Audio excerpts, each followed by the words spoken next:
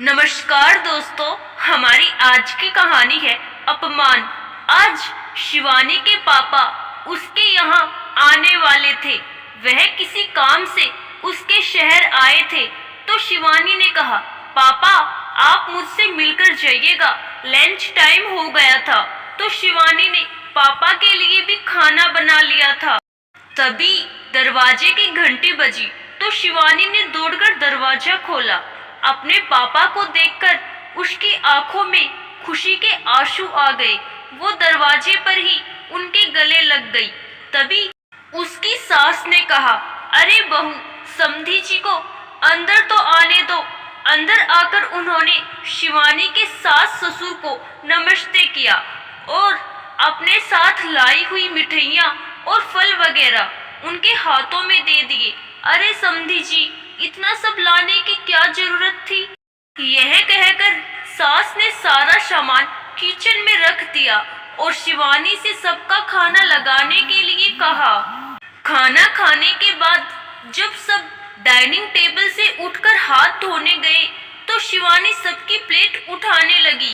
जब उसने अपने पापा की प्लेट उठाई तो उसकी सास ने कहा, ये क्या बहू, तुम्हारे पापा को इतना भी नहीं पता कि अगर बेटी के घर में खाना खाते हैं तो उठने से पहले प्लेट के नीचे कुछ पैसे रखते हैं ताकि बेटी के घर खाना खाने का पाप न लगे।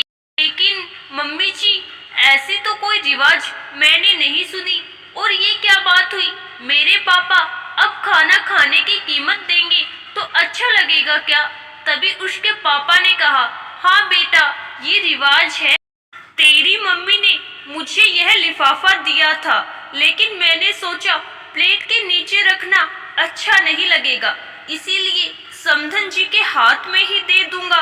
शिवानी की सास के हाथों में 500 का लिफाफा देते हुए उसके पापा ने कहा, अरे समधी जी, यह सब मुझे भी अच्छा नहीं लगता। अब जो रिवाज है वह तो निभानी पड़ेगी ना। आपको पाप के भागीदार कैसे बना सकती हूँ मैं? लेकिन अब धन्यवाद समधन जी। शिवानी के पापा ने हाथ जोड़ते हुए कहा। अपने ससुराल में अपने पापा का ऐसा अपमान देखकर शिवानी के आंखों में आंसू आ गए। कुछ दिनों बाद उसके सास अपनी बेटी के यहाँ जाने की तैयारी कर रही थी तो शिवानी ने उनके हाथों में 500 का लिफाफा देते हुए कहा, मम्मी जी, ये लिफाफा रख लीजिए। जब आप दीदी के यहाँ खाना खाएंगे तो प्लेट के नीचे रखना पड़ेगा ना। अरे नहीं बहू, उसकी सास कौन सा उसके साथ रहती है जो मुझे ये सब करना पड़े? चलता है, मैं भी दूँ तो। अच्छा मम्मी जी, अब समझी। मेरे पापा को बेटी के यहाँ खाना खाने की कीमत नहीं, बल्कि मेरे अपनी सास के साथ रहने की कीमत चुकानी पड़ी। काश मैं भी दीदी की तरह सास के साथ न रहती तो मेरे पापा का इस तरह से अपमान न होता।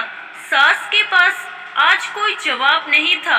आशा करती हूँ दोस्तों, आपको हमारी आज की कहानी जरूर पसंद आई होगी। धन्यवाद।